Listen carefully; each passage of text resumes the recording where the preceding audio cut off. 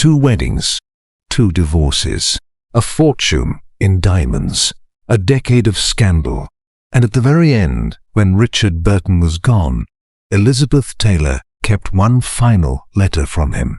She carried it with her for the rest of her life.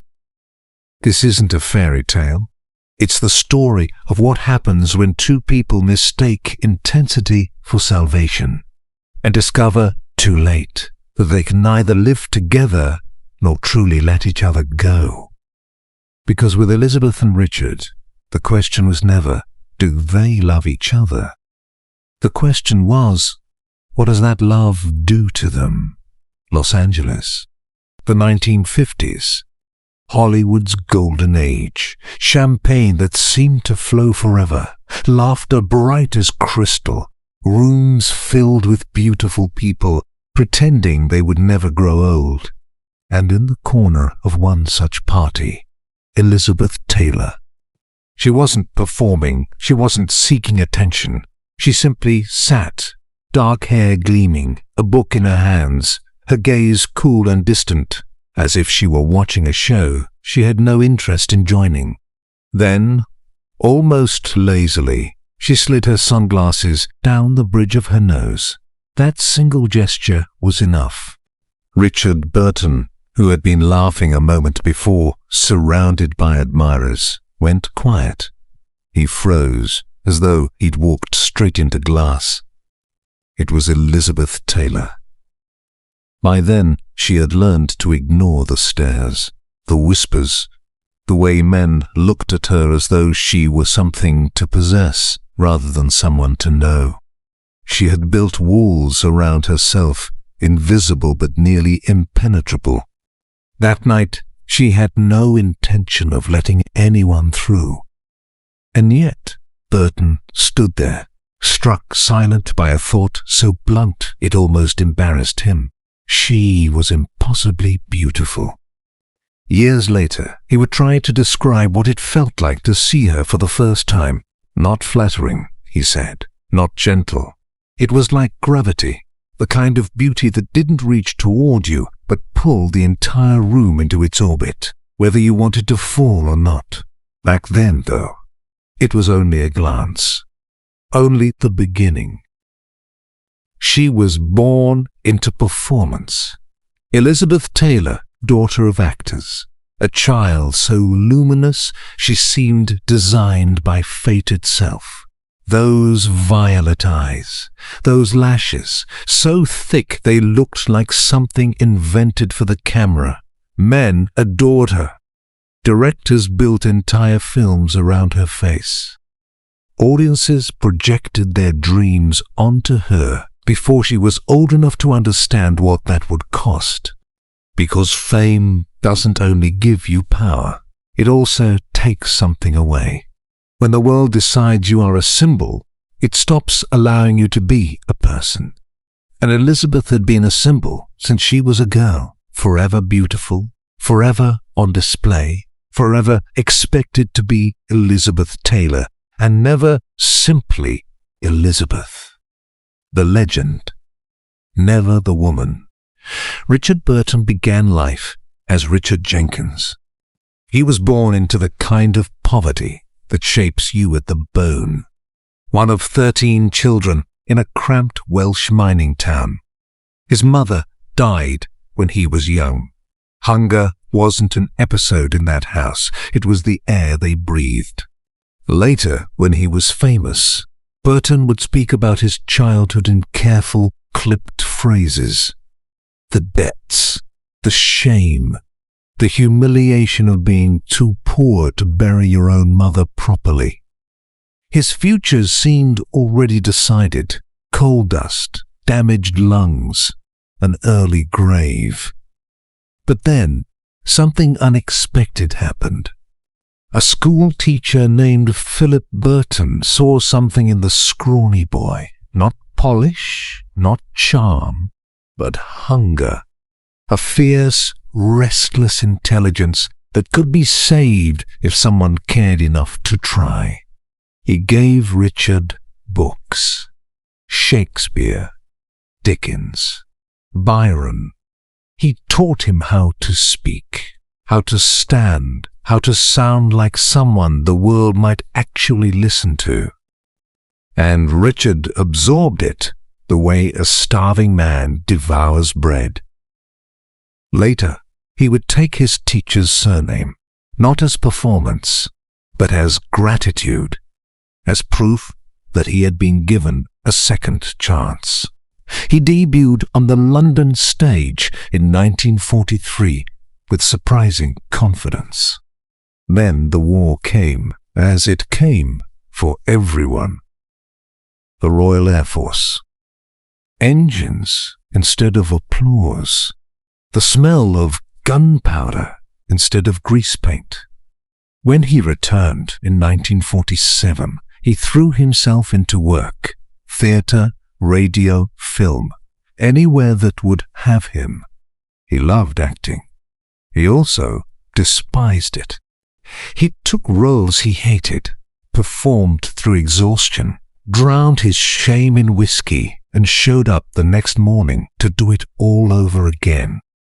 Critics admired his voice, his presence, his raw masculine force, but underneath all that was something darker. The panic of a man who knew exactly what waited for him if he failed. Then came 1962. Cleopatra. By the time Burton and Taylor met properly on that set, both were already famous, both were already married, both were already dangerous to anyone who mistook their glamour for stability. He approached her with the kind of boldness that could read as insult or seduction, depending on who was listening. He tested the line between flirtation and provocation, as if he needed to know whether she would destroy him or laugh. She laughed, and that laugh changed everything. Not long afterward, people around Elizabeth began to realize something she herself had once insisted could never happen. She was falling for Richard Burton. It should have been impossible. She had publicly declared herself immune to him. But Burton had that effect on women. His face was scarred from childhood acne. His appetites were messy. He drank too much, wanted too much, radiated too much emotion. And yet women fell into his orbit again and again. He carried himself with an old-world masculinity, half brute, half poet, and somehow made it irresistible. Soon, even the director noticed something strange happening on set. Elizabeth and Richard were no longer simply playing Antony and Cleopatra. They had begun to become them, disappearing into the roles, using the script as cover for something real and dangerous. And once that happened, there was no hiding it. The affair exploded into public view. Both were married. Both were internationally famous. The press devoured every detail. Hollywood recoiled. The scandal was so large it seemed to have its own weather system. Then came the wedding. They called it modest. Nothing about them was modest. At the height of her fame, Elizabeth Taylor earned $1 million per film. Burton wasn't far behind. Between the two of them, money stopped behaving like money and became spectacle. Diamonds, paintings, first editions bound in leather, a private jet. Extravagance on a scale that felt almost mythological. Elizabeth later said that Richard loved giving her gifts. Some grand and public, meant to dazzle the world, and others quiet and private, meant only for her. But the gifts were never really the point. The point was scale, proof. In their world, love had to be loud enough to drown out everything else, because ordinary tenderness couldn't compete with the volume at which they lived. Friends and biographers described Elizabeth as everything to him at once: lover, audience, accomplice, caretaker. She drank with him, fought him, defended him, steadied him, and in return, she pushed him back toward his best self, toward Shakespeare, toward serious work, toward the talent he had so often wasted. He admitted later that she forced him to see how cheaply he had been selling his gifts. But love did not calm them. It made them burn hotter. Every morning, Elizabeth woke with the same fear, that she might lose him, not only to another woman, though there were many, but to the alcohol, to the rage, to the self-destructive instinct that seemed to live inside him like a second pulse. Their marriage glittered from the outside, but inside it was already beginning to crack. He drank to quiet what he called his melancholy. She drank to keep pace. Dinner parties ended with shattered glasses and slammed doors. Film shoots were poisoned by hangovers and arguments that started over nothing and ended in wounds that never quite healed. Again and again the same pattern repeated: his drinking, his affairs, his carelessness, her fury, her pain, and yet, somehow, her refusal to let him go. Beneath it all was something even darker: envy. He envied her fame, her power, the fact that the world seemed to revolve around her in a way it never quite did for him. But by the time that envy had fully surfaced, fame wasn't protecting either of them anymore. Films began to disappoint. Contracts fell apart. The public still watched, but the magic was gone. Love began to curdle into something that looked more like war. After 10 years of marriage, they divorced. For the divorce didn't end them. Burton wrote letters, wild, swinging things that moved between apology and longing, shame and seduction. He praised her talent. He told her he loved her. He begged her to come back. And the worst part was he meant it. Then came one of the strangest episodes of all. In 1974, while Elizabeth was recovering from surgery, Richard appeared, furious, jealous, determined to reclaim his place at her side as if time and divorce had changed nothing. Accounts describe him shoving past the men around her, declaring himself the only one who belonged there. It was possessive.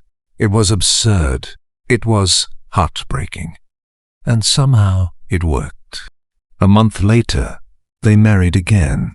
Secretly, far from the cameras, in a quiet ceremony that felt almost like a prayer. He swore to start over. She wanted to believe him. But some fires don't warm. They only consume. The second marriage lasted 16 months. They had tried to be each other's refuge. Instead, they became each other's poison. What they shared was never simply romance. It was dependency, theater, an addiction dressed in diamonds, a love so tangled with suffering that neither of them seemed able to tell one from the other anymore. Elizabeth could imagine a simpler life with him, something private, stripped down, human. But by then there was nothing simple left. Fame had warped them. Repetition had exhausted them. And whatever innocence the relationship once had was long gone. So she divorced him again, quietly this time. No grand performance, no faith left in promises. By then, her health was fragile. The great roles were fewer. The million-dollar mythology was beginning to dim. By her mid-40s, Elizabeth had gained weight. The world expected her to panic, to starve herself, to apologize for aging. She didn't. Instead, she spoke bluntly, almost defiantly. about refusing to live as a prisoner to other people's expectations. She had spent too much of her life being looked at, desired, evaluated, consumed. She no longer had the patience to shrink herself for strangers. Then came husband number 7, Senator John Warner. Burton, of course, could not stay quiet. In interviews, some witty, some cruel, some both, he mocked the marriage, questioned Warner, and suggested that Elizabeth's heart would always circle back to him. And the cruelest part was, he may have been right. He spoke of her as though she were both sacred and unbearable, divine and impossible, a legend and a torment. He insulted her. He adored her. He diminished her. He mythologized her. He never sounded free of her. After the marriage to Warner collapsed, Elizabeth fell into a despair so deep it seemed bottomless. She cried constantly. She barely ate. She called doctors, convinced she was dying. But the tests kept saying the same thing. Her body was fine. It was her spirit that was failing. She tried to rebuild through charity, through theatre, through sheer motion. But the world had moved on. Glory, once lost, never quite returns in the same shape. In weaker moments, she drifted back into Richard's orbit, or into brief affairs, as though movement itself might outrun loneliness. Later, she would speak about her life almost as a paradox. She had been given everything: beauty, fame, wealth, passion, and she had paid for it in catastrophes, illness, upheaval, losses that felt like the price of being Elizabeth Taylor rather than simply being Elizabeth. Then came the blow she could not survive. Switzerland. Richard Burton, dead of a stroke at 58. He was buried in a traditional Welsh suit, with a book of poetry placed in his hands. People close to Elizabeth said she kept one of his final letters for the rest of her life, something he had written near the end, something intimate, something that outlived the marriages, the divorces, the bitterness, the public noise. Whatever was in that letter, it stayed with her. So did he. Elizabeth broke. She withdrew from the world. Nothing outside her grief seemed to matter anymore. At the Betty Ford Centre, among people as lost as she was, something in her softened. Young patients laughed, made jokes, believed in the future, and there, unexpectedly, she met Larry Fortensky, a truck driver 20 years younger, ordinary in all the ways her life had never been. He offered no mythology, no empire of scandal, no grand tragic opera, just warmth, laughter, human scale. Even that, of course, did not last. Almost nothing in Elizabeth Taylor's life ever did. What remained was the legend, the diamonds, the photographs, the memory of a glamour so bright it still blinds us, even now. But underneath it all was something else, the story of a woman who was adored by millions and truly known by almost no one, except one damaged, brilliant, self-destructive man who loved her badly, loved her completely, and never really left her. And that was the price she paid for happiness. Some love stories don't end because the love dies. They end because the people inside them can't survive what the love turns them into.